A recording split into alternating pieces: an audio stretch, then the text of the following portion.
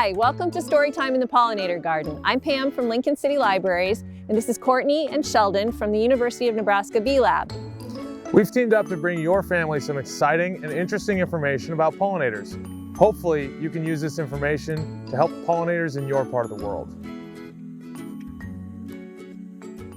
Okay, so now we're in the UNLB lab, and this is Courtney, and she's going to tell us what happens to the honey, or where the honey comes from once we get it out of the hive. Yeah, so basically here we've got a frame we've taken out of the honeybee hive, and you could see here that we've got all of the honey in the cells is capped with wax. So what we have to do first to get it out is take a special tool and scrape it on the outside of the frame in order to break that wax off. Okay. And then underneath of there is the honey. So in order to then get that honey out, because there's so many small cells, Right.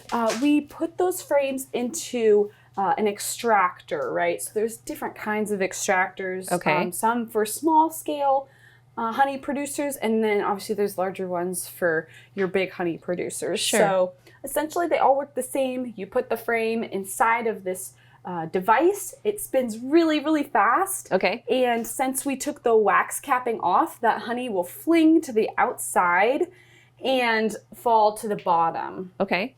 So then what happens? Yeah, so if you look inside, you'll see obviously the honey, but obviously there's chunks of wax, and there's also little bee legs and stuff because, Okay. I mean, that's all just part of the hive. It's all natural, so it's going to come out when the frame is being spun really fast. Okay. So then, after that all settles at the bottom of this extractor, we have this spigot here that we're able to open up, and we filter out all of that wax and the bee parts through this here filter. And underneath of it, we have our fresh filtered honey. Okay. So these are all the cappings then that came from that. Yes, Okay. exactly. So this is all the wax, the fresh wax cappings, and other parts that came off of those frames. Yes. Cool. Yeah. Okay. And so then I could show you, we have another bucket here with honey in it, and we could show how we get it into the bottles. Okay. And you can see here that the foam has been removed and it's ready to be bottled. Okay. Can I bottle it? Yes, absolutely, Pam. You should definitely bottle it. Because you have some bees of your own too, don't you? I do have a few hives. All right. Take one of our little bears. All right. So you got to unscrew it. That's right. Got And a it'll little come right out. Crazy with It's that. a delicious liquid gold. Yes, it is. So we have obviously liquid honey, which a lot of people are familiar with. Right. Obviously easy to find in stores. But what's a little bit more unique and hard to find is this comb honey here. Oh, okay. Yeah. So basically we would take, like we showed before, that frame with all the honey and the wax, and we would cut it out of the frame Okay. and put it in a package, and you can eat that too. You can eat the wax and the honey. It's actually quite delicious. I personally prefer spreading it on like hot toast because Okay. that wax will just, since it's warm, it kind of just disintegrates in with the honey and the toast, and you can Okay. just eat it all. Okay. So it's quite a treat.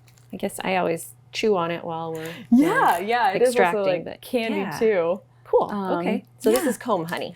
Yes. Okay. And Yeah. then what else do we have here? Yeah, so then kind of moving into the wax portion of the different things you can use, a lot of people will take that wax, those wax cappings we saw filtered, and they will filter it more because obviously you still have to get out just some different gunk and the bee body parts. And so we will continue to filter that. Okay. And you can use it for different, what we call value-added products. Okay. So this is just raw beeswax. That's then. right. Yep. And Okay. so that's been filtered probably once, perhaps Sure. twice. So we would probably filter it again because you can kind of see the different spots on it, the different dark spots. So we want that to be really filtered, especially when we make like our lotions and different stuff that people use on their bodies. So Okay. yeah, here we've got some different face lotions, lip balms, and like a vapor balm. Okay. And we also have our beeswax candle, Cool, which it are smells always good. Oh, yeah, they're Yeah. really nice. So there's lots of things that you can make with beeswax. And this is not everything. I mean, the list is infinite. So Okay. Do you want to show us how to make a lotion? yeah, This looks absolutely. kinda cool. Yeah, so let's make a little beeswax lotion. And this is a super simple recipe. And as long as you've got some fresh filtered beeswax, you can make it at home. Okay. So kind of some ingredients we have here is I have melted down about 8 ounces of this fresh beeswax using a double boiler. Okay. And what we're gonna do is we're gonna add a few ingredients to it and let that melt together. So I have about 3 ounces of shea butter, and then I have 2 cups of olive oil and a cup of coconut oil. Okay. So I'm gonna combine all these ingredients and put them back on that double boiler so that it can melt. Okay. And why do you use a double boiler? Yeah, that's a great question. So especially with beeswax, you don't want to put it on direct heat. Okay. Because not only will it burn it, but it also could basically set on fire. Okay. Beeswax is flammable. That's right, very flammable. So you want to be careful and always use a double boiler. Kind of like making candy or fudge, right? Okay. So you never want to put it Sure. on direct heat. So here I'm just adding the coconut oil and the olive oil, and finally the shea butter. And since this is a little more solid, we're gonna just need to melt it back down. And really that's it. After these ingredients, we'll show you, but you can add some like vitamin E oil, which is really good for your skin. Sure. And I kind of have an assortment of essential oils. Okay. Yeah, so you can really personalize it however you want, or you can keep it plain. All right. So we'll put this back on the heat and let that all melt down. So while that's doing it, just a few things that are helpful to have for making any sort of value-added products. Is this radar thermometer. Okay. So especially when you're melting that beeswax, like I mentioned, it can be flammable. Yeah. So you don't want to overheat it. So usually when you're melting it down, you want it to get to about 180 degrees Fahrenheit. Okay. And then when you are combining other ingredients, you want it to cool down to about 160.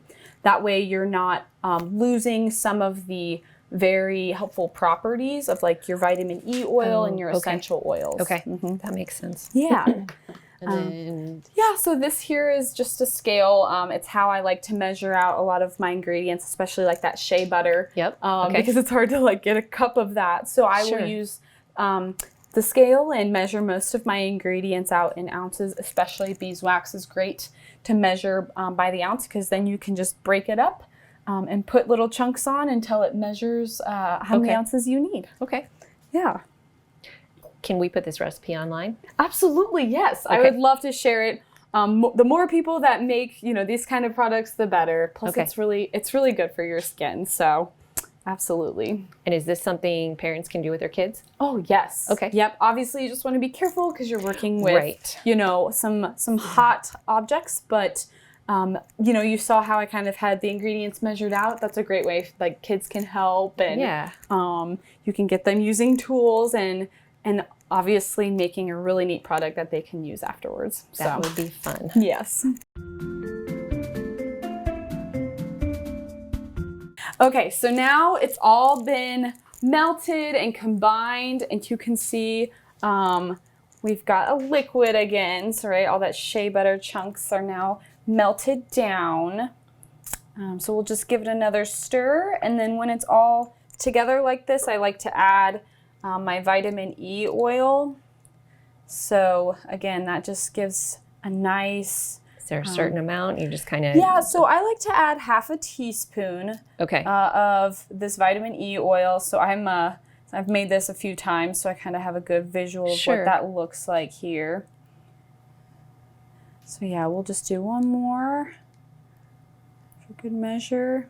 And this is really good for your skin, right? It's so good for your skin, yes. And obviously, one of the most important steps with preparation and making value-added products is making sure that you get ingredients that have the right ingredients in them, right? So Okay. just like your wax, you want to get that from a local beekeeper and making sure that it's, you know, doesn't have other chemicals in it. You want to make Okay. sure your essential oils and your vitamin E oil, they also have the right ingredients in it.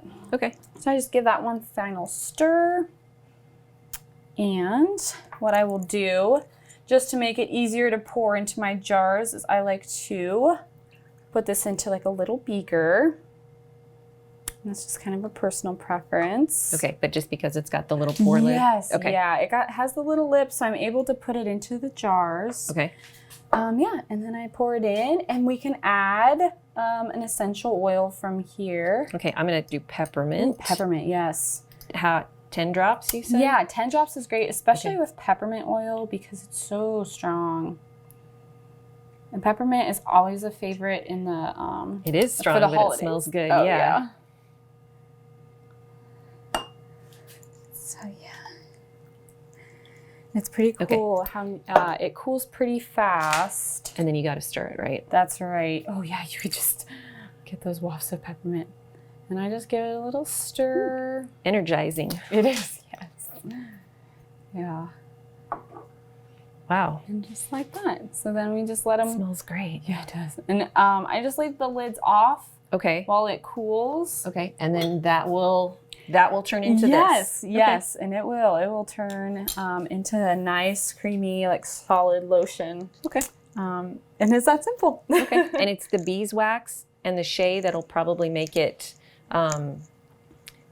more solid as opposed to liquid. Correct. Yep. Okay. So I've made lotions before with just like beeswax and olive oil, and it'll make it just more. Yeah, it'll make it more oily. Okay. But adding that shea butter, like you said, and the coconut oil really helps make it more of a solid, which Okay. I like that. Okay. Yeah. Cool.